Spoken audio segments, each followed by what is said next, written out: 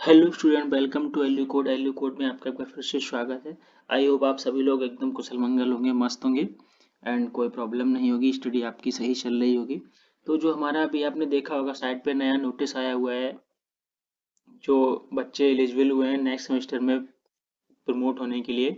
आपने देखा होगा नोटिस सेक्शन में जब आप जाएंगे तो एक यहाँ पे नोटिस लगा हुआ है, सेमेस्टर फी सबमिशन।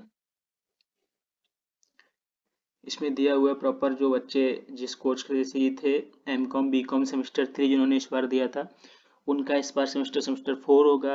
एंड जो जिस बच्चे ने सेमेस्टर सेकंड दिया था उनका थर्ड होगा। तो उनका नोटिस आ गया, एग्जामिनेशन फॉर्म आपका लाइव होगा 22 तारीख से। जो एंड स्टार्टिंग डेट होगी आपकी 22/1/2026 एंड जो लास्ट डेट होगी आपकी वो 31/1/2026 होगी। तो ये जो आया हुआ है फॉर्म, आपका फॉर्म 22 तारीख से लाइव हो जाएगा। तो फॉर्म को किस तरह से फिल करना है स्टेप बाय स्टेप हम लोग इसमें जानेंगे, क्योंकि होता क्या है, काफी बच्चों को इशू आता है फॉर्म फिल करने के लिए। तो ये वीडियो मैं रेफरेंस के लिए आप लोगों के लिए बना रहा हूँ। अगर कोई प्रॉब्लम आती है आप लोग इस वीडियो से देख ले। अदरवाइज आपको टेक्निकल सपोर्ट के लिए तो यहाँ पे हेल्पलाइन दिया ही हुआ है साइड पे नीचे देखिए। जो भी इशू रहता है, किसी बच्चे का फॉर्म फिल नहीं होता है, कुछ भी रहता है, आप यहाँ पे कॉल कर सकते हैं 10 से 5 के बीच में। अब हम लोग सीखते हैं किस तरह से स्टेप बाय स्टेप हमको फॉर्म फिल करना है। अदर जो आपको ये भी देखना है कि हम नेक्स्ट सेमेस्टर के लिए प्रमोट हुए हैं या नहीं हुए हैं, तो आपकी यहाँ पे देखिए लिस्ट लगी हुई है, स्टूडेंट लिस्ट, जो बच्चे एलिजिबल हैं नेक्स्ट सेमेस्टर में प्रमोट होने के लिए। जैसे ही देखिए यहाँ पे दिया हुआ है बीकॉम सेमेस्टर फर्स्ट, ये बच्चा सेमेस्टर सेकंड के लिए एलिजिबल है, promote to semester second semester हुआ है। एंड जो नहीं हुआ उसके आगे ये लिखा हुआ है कि not promoted to semester third, मतलब आप अभी भी इसी ईयर में हैं, आप नेक्स्ट ईयर में प्रमोट नहीं किए गए। ये तो हमारा था इन्फॉर्मेशन जो भी साइट पे आज आई हुई है। अब मैं देखता हूँ कि फॉर्म कैसे हमको फिल करना है। इस तरह से आपको एक इंटरफेस आएगा थर्ड सेम लॉगिन के लिए। आपको यहाँ पे रोल नंबर फिल करना है अपना, आपका जो मोबाइल नंबर है आपको फिल करना है एंड लॉगिन बटन पे क्लिक करना है। इस तरह से आपकी सारी डिटेल पहले से फिल होके आएगी। बस आपको यहाँ से क्या चूज करना है, आपका सेमेस्टर। यहाँ पे एक ही ड्रॉप डाउन दिया जाएगा, अगर सेमेस्टर थर्ड का बच्चा होगा तो यहाँ पे सेमेस्टर थर्ड आएगा, सेमेस्टर सेकंड का होगा सेमेस्टर सेकंड आएगा, सेमेस्टर फोर्थ का होगा सेमेस्टर फोर्थ आएगा। अच्छा, इस बार एक और ये सेक्शन ऐड हुआ है, जो कॉलम है एग्जामिनेशन फीस का। बच्चों को कंफ्यूजन रहता है कि सर ये फीस एक्स्ट्रा क्यों आ रही है। एडमिशन फीस आपकी जो है वो यहाँ पे दिखेगी कोर्स की, जो आपकी एग्जामिनेशन फीस है वो आपकी प्रॉपर यहाँ पे विजुअल है, कोर्स की आपकी कितनी एग्जामिनेशन फीस है। ये हर सेमेस्टर की आपकी एग्जामिनेशन फीस होती है, हर सेमेस्टर का आपका एडमिशन फॉर्म होता है उसकी फीस होती है। अब यहाँ पे हमने सेमेस्टर थर्ड चूज किया। जो बच्चे इस बार जैसे कि जो एमए के बच्चे थे, एमए पॉलिटिकल साइंस है, एमए इकोनॉमिक्स है, एमए इंग्लिश है, एमएसडब्ल्यू है, इनमें क्या कंडीशन है, इनमें इनमें एक जो है एक नया पेपर ऐड होता है, वो होता है इंटर डिपार्टमेंटल। इसका बहुत ज़्यादा कन्फ्यूजन रहता है। इंटर डिपार्टमेंटल जो पेपर होता है, अगर कोई भी बच्चा, मान लीजिए मैंने ये लॉगिन किया हुआ है एमए पॉलिटिकल साइंस का, एमए पॉलिटिकल साइंस का स्टूडेंट जो है वो एमए पॉलिटिकल साइंस का इंटर डिपार्टमेंटल नहीं ले सकता। पहला पॉइंट रूल ये कहता है हमारा कि इंटर डिपार्टमेंटल आप एमए पॉलिटिकल साइंस का नहीं ले सकते हैं, आपको किसी दूसरे कोर्स का लेना होगा। ये ये पॉइंट था हमारा इंटर डिपार्टमेंटल कोर्स के लिए, जो एक पेपर होता है पर्टिकुलर, वो आपको अदर ही कोर्स से लेना होता है। अगर आप इंग्लिश के हैं तो आप इंग्लिश का नहीं ले सकते हैं, आप पॉलिटिकल साइंस के हैं आप पॉलिटिकल साइंस का नहीं ले सकते। वैसे यहाँ विजुअल नहीं होता है जिस कोर्स का जो पेपर, जिस कोर्स में लीजिए ये पॉलिटिकल साइंस का है, आपने देखा यहाँ दिखा रहा है IER MSW, IER English, IER economics. यहाँ पे पॉलिटिकल साइंस का इंटर डिपार्टमेंटल आपको नहीं शो हो रहा है। फिर भी बाई चांस अगर किसी पेपर में बाई मिस्टेक शो हो रहा है तो आपको वहाँ पे अपने कोर्स का इंटर डिपार्टमेंटल नहीं चूज करना है, आपको अदर कोर्स का लेना है। देन आपके थर्ड सेमेस्टर में दो पेपर आपके कोर हैं, दो पेपर आपके कोर हैं। एक आपका समर इंटर्नशिप है, ये भी कंपलसरी में है। देन आपके ग्रुप हैं थर्ड सेमेस्टर जिनका भी पीजी है, पीजी में मैं एक बार फिर बता रहा हूँ, MA economics, MA political science, MA English, MSW. इनमें कंडीशन क्या है, आपको आपके में दो ग्रुप दिए हुए हैं, ग्रुप ए ग्रुप बी, उसमें 4 इलेक्टिव पेपर है। ग्रुप ए में 2 पेपर इलेक्टिव हैं, ग्रुप बी में 2 पेपर इलेक्टिव है। आपको एक ग्रुप से एक पेपर लेना है। ऐसा नहीं है कि आपने अगर एक ग्रुप से फर्स्ट पेपर लिया है तो आपको सेकंड ग्रुप से भी फर्स्ट पेपर लेना है। आपने अगर इससे फर्स्ट लिया आप इससे सेकंड भी ले सकते हैं, ऐसा कोई इशू नहीं है। बस पॉइंट की बात यह है कि आपको एक पर्टिकुलर एक ग्रुप नहीं लेना है। यहाँ पे लिखा हुआ है सिलेक्ट एनी वन पेपर। अगर आप यहाँ पे मान लीजिए मैंने एक ग्रुप चूज किया, आप देखिए यहाँ पे सारे पेपर हाइड हो गए क्योंकि आपने रॉन्ग चूज किया हुआ है। अगर आप यहाँ पे सिंगल पेपर एक टिक करते हैं, एक पेपर ये टिक किया आपने, एक पेपर आपने ये टिक किया ग्रुप बी से, अब आपको इंटर डिपार्टमेंटल लेना है। आपने अपने अकॉर्डिंग लेना है कि आपको किसका इंटर डिपार्टमेंटल पढ़ना है, इंग्लिश का पढ़ना है, एमएसडब्ल्यू का पढ़ना है, इकोनॉमिक्स का पढ़ना है, क्योंकि आपको अदर कोर्स का ही लेना है। आपने एक यहाँ पे अदर कोर्स का इंटर डिपार्टमेंटल चूज किया। अदर हमारी सारी डिटेल पहले से फिल है, कोई चेंजेस नहीं है, सारी डिटेल आपकी फिल पहले से आएगी। बस इसको आपको ध्यान रखना है कि आपको किसी भी एक ग्रुप से दोनों पेपर नहीं लेने हैं। ये आपको पर्टिकुलर एक ही पेपर लेना है एक ग्रुप से। बस ये आप इसको ये चेंज कर सकते हैं ऑर्डरिंग। अगर आपने ग्रुप ए से ए लिया है, आप ग्रुप बी से वी ले सकते हैं या ए ले सकते हैं, वो आपके अकॉर्डिंग है। तो आपके टोटल पेपर होंगे दो, आपके ये कोर पेपर हो गए, एक पेपर आपका ग्रुप ए से हो गया, एक पेपर आपका ग्रुप बी से हो गया, 4 पेपर हो गए। 5 हमारा एंट्रेंसिव है। छठा पेपर जो है वो हमारा होगा इंटर डिपार्टमेंटल। हमने चूज किया है एमएसडब्ल्यू का। अब हम यहाँ पे सबमिट करते हैं।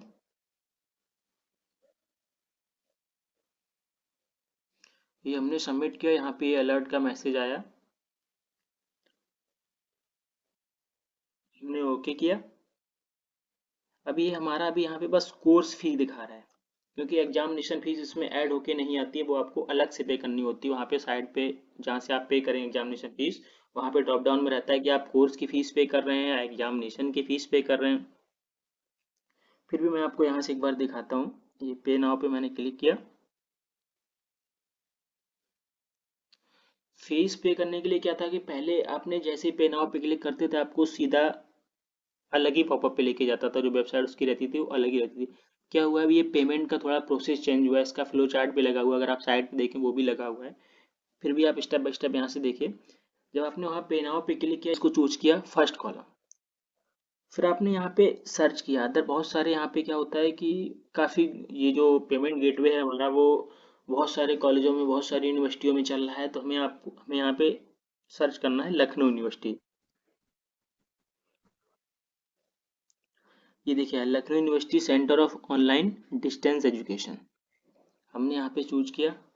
अब हमें यहाँ पे ये देखिए सारे हमारे जो पेमेंट के कैटेगरी है वो यहाँ पे शो हो रही है, हमें किसकी फीस पे करनी है वो यहाँ पे प्रॉपर। ये देखिए मैंने बताया था वहाँ पे आपको कि कोर्स की फीस और एग्जाम की फीस दोनों पर्टिकुलर स्टेप बाय स्टेप में पेमेंट होता है, एक साथ पेमेंट नहीं होता है।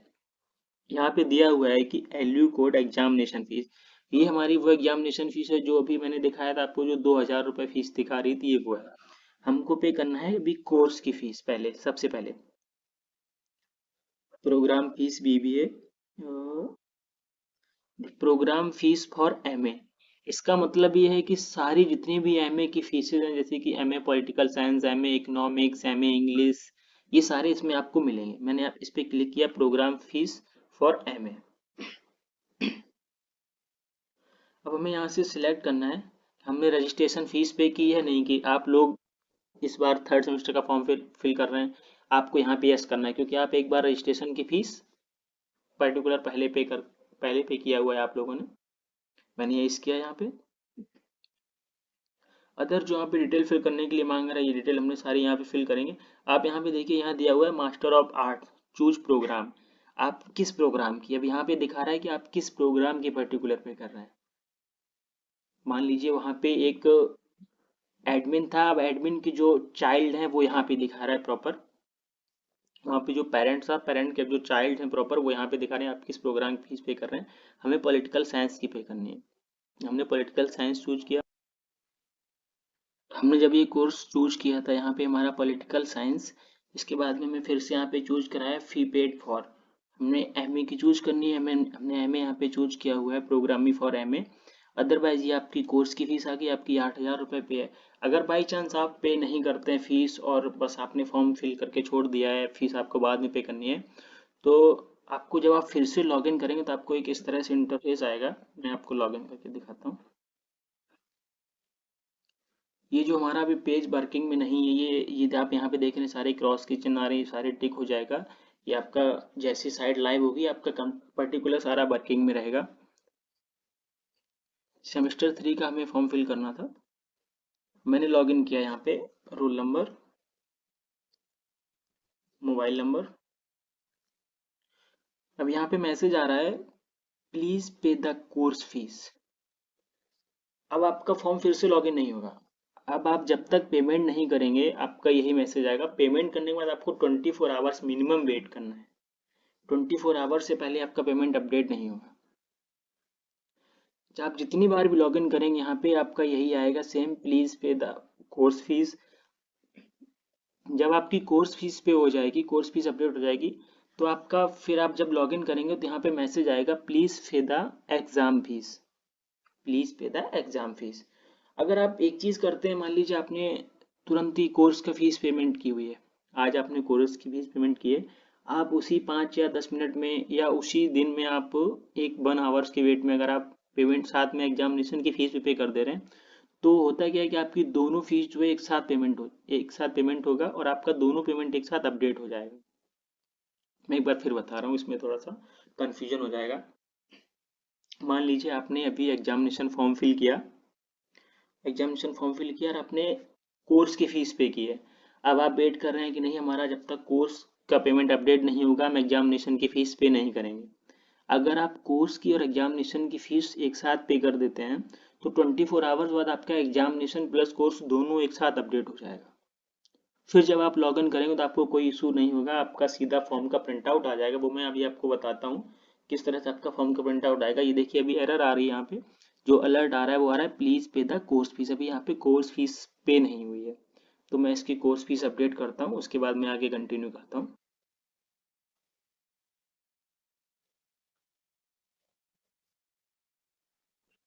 तो जैसे कि हमने बताया था कि जो अभी एरर आ रही थी, ये अलर्ट आ रहा था यहाँ पे please pay the course fees, मैं इस पे ओके करता हूँ। मैंने इसका पेमेंट अपडेट किया हुआ है।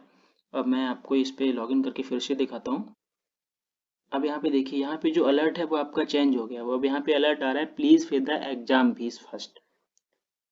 मतलब अभी आपकी कोर्स फीस अपडेट हो चुकी है, कोर्स फीस आपकी पेमेंट हो गया, वो अपडेट हो गया, प्रोसेस कंप्लीट हो गया। अभी आपका एरर आ रहा है please pay the exam fees first.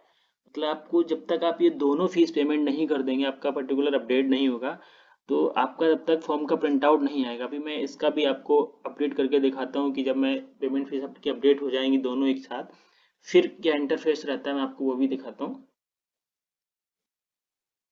तो ये जो हमारा अभी एरर आ रहा था कि please pay the exam fees, मैं इस पे ओके करता हूँ। मैंने इसका अपडेट किया हुआ है, एग्जाम फीस एंड और ट्रांजेक्शन फीस दोनों मैंने अपडेट किया हुआ है, admission fees plus examination fees. अब मैं जब रिटर्न लॉगिन करता हूँ एक बार इस पे, तो यहाँ पे मैसेज आया your admission has been done. अब मेरा एडमिशन पर्टिकुलर कंप्लीट हो गया है,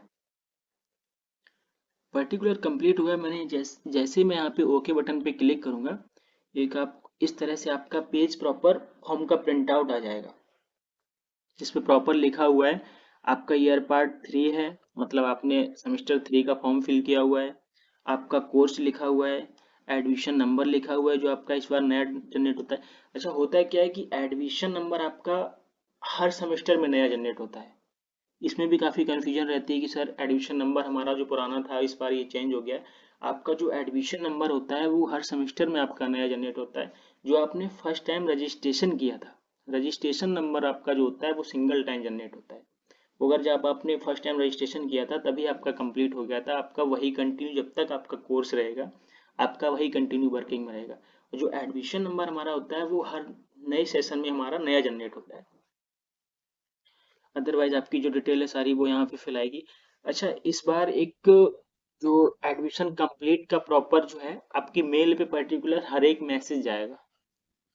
अगर आपके मेल पे मैसेज नहीं पहुंचता है और एडमिशन हैज बीन डन का, तब तक आपका एडमिशन कंप्लीट नहीं माना, क्योंकि पिछली सेशन में कुछ इशू आए थे बच्चों के, जो बच्चों ने क्या किया था कि काफ़ी बच्चों ने ओनली पेमेंट करके रख दिया था, कोई फॉर्म फिल नहीं किया था।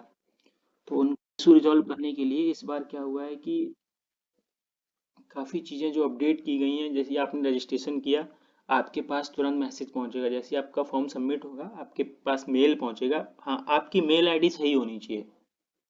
आपकी मेल आईडी अगर सही है आपके पास मेल तभी जाएगा, क्योंकि आपकी मेल आईडी अगर गलत होगी तो मेल नहीं जाएगा। जैसे ये मेरी देखिए मेल आईडी यहाँ पे गलत है तो मेरे पास मेल नहीं आया हुआ। मैं दिखाऊंगा कि आपके पास मेल प्रॉपर क्या जाएगा, लेकिन मैं प्रॉपर अभी सारी चीज़ें आगे वन बाई वन बताऊंगा। आपकी मेल आईडी अगर सही है तो आप जैसे रजिस्ट्रेशन कंप्लीट करेंगे, फॉर्म फिल करेंगे, आपके पास मेल जाएगा your admission has been saved, payment pending.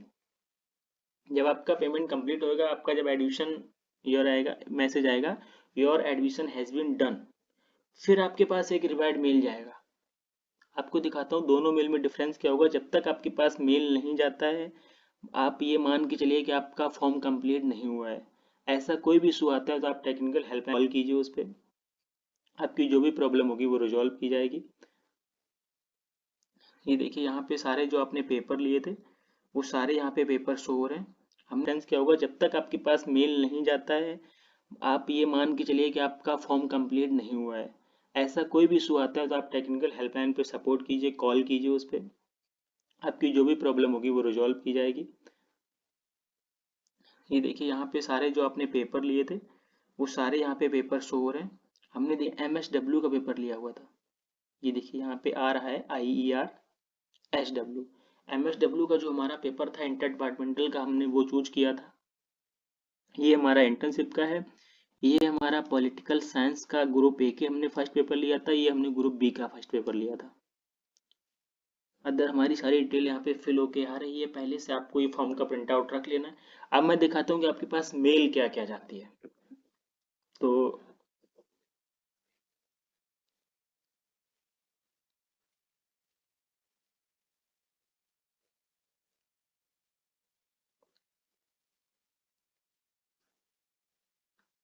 ये देखिए मेल हमारी गलत थी, तो ये मेल हमारी रिसीव नहीं हुई है।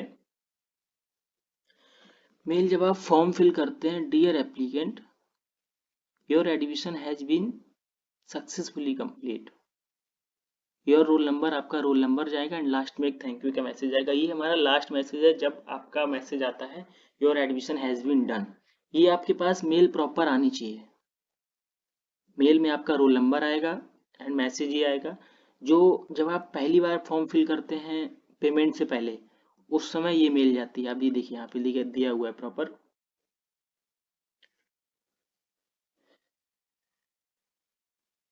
Dear applicant your detail has been saved, please pay the admission fee the complete admission. Your आपका एडमिशन नंबर दिया हुआ है यहाँ पे कि आपका ये एडमिशन नंबर था। आप अगर ये एडमिशन नंबर मैच करते हैं जो आपकी मेल पे आया है और आप ये मैच करते हैं, दोनों आपकी सेम है, कोई डिफरेंस नहीं है। तो ये आपकी जानकारी के लिए कि आपका फॉर्म जो है कंप्लीट हो गया है। अब आपको आगे वेट करना है। अगर ऐसा किसी को होता है कि आपके पास मेल नहीं जाती है, मेल गलत है, आपने फॉर्म फिल किया आपके पास मेल नहीं आया, फिर भी आप बता सकते हैं कॉल करके, सर मेरा मेल गलत है, यहाँ पे इसको सुधार कीजिए। होता क्या है कि इससे आपका कन्फ्यूजन दूर हो जाएगा। काफ़ी बच्चों का ये पिछली बार इशू आया था कि काफ़ी बच्चे पेमेंट करके बैठ गए थे, जब उनका लास्ट में एलिजिबल स्टूडेंट की लिस्ट निकली थी तो उनका ये हुआ था कि सर मेरा एडमिशन था, मैंने फीस पे की थी, पर मेरा एडमिशन लिस्ट में नाम नहीं है। तो उनका फिर कुछ नहीं होता है आगे, वो वहीं पे बैन कर दिए जाते हैं, फिर उनका नेक्स्ट सेशन में एडमिशन होता है। तो ये था हमारा जो प्रोसेस था, वो हमारा था जो पीजी के प्रोग्राम थे सेमेस्टर 3। अच्छा, इसी में मैं आपको बस ब्रीफ दे देता हूँ। जो एमए के बच्चे हैं, जो एमए के बच्चे उनके लिए एक इंटर डिपार्टमेंटल एक्स्ट्रा है, और आपको हर ग्रुप से एक पेपर चूज करना है। जो एम जो एमकॉम का स्टूडेंट है, बीकॉम में कोई ग्रुप नहीं है सेमेस्टर 3 में। मैं आपको फिर भी यहाँ से एक बार दिखाता हूँ, सिलेबस से आप यहाँ पे देख सकते हैं।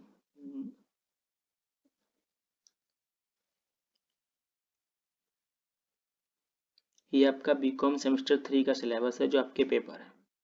इसमें एक भी आपका ग्रुप नहीं है, तो बीकॉम के बच्चों की कोई दिक्कत ही नहीं, उनके सारे पेपर कोर है।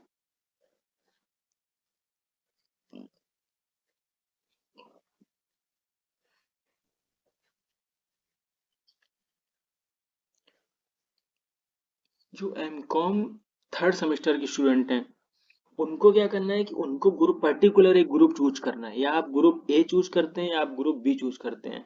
सेमेस्टर 3 में 2 ग्रुप हैं एमकॉम में, आपको पर्टिकुलर सिंगल ग्रुप चूज करना है, या आप ग्रुप ए चूज करिए या आप ग्रुप बी चूज करिए। अदरवाइज आपके पेपर में कोई इंटर डिपार्टमेंटल नहीं है, सिर्फ आपके 2 ग्रुप हैं, 2 ग्रुप से आपको एक ग्रुप चूज करना है। आपके 4 पेपर कोर हो जाएंगे, 2 पेपर आपके इलेक्टिव हो जाएंगे, टोटल आपके 6 पेपर हो जाएंगे। 6 पेपर आपका 24 क्रेडिट कंप्लीट हो जाएगा। ये था हमारा अभी तक का जो सेमेस्टर 3 के स्टूडेंट थे उनके लिए पर्टिकुलर प्रोसेस, क्या क्या प्रोसेस, किस तरह से आपको फॉर्म फिल करना है स्टेप बाय स्टेप। अगर अभी भी कोई इशू आता है तो आप टेक्निकल हेल्पलाइन आपके लिए 10 से 5 अवेलेबल है। कोई भी इशू आपके लिए व्हाट्सएप भी अवेलेबल है, आप व्हाट्सएप भी कर सकते हैं। And thank you. आज सारी जानकारी आपको इस चैनल पे मोस्टली मिलती रहेंगी, एक दिन पहले अपडेट रहता है पर्टिकुलर। अगर आप लोग चाहें तो इसको सब्सक्राइब करके रख सकते हैं, नोटिफिकेशन ऑन कर लीजिए। And thank you.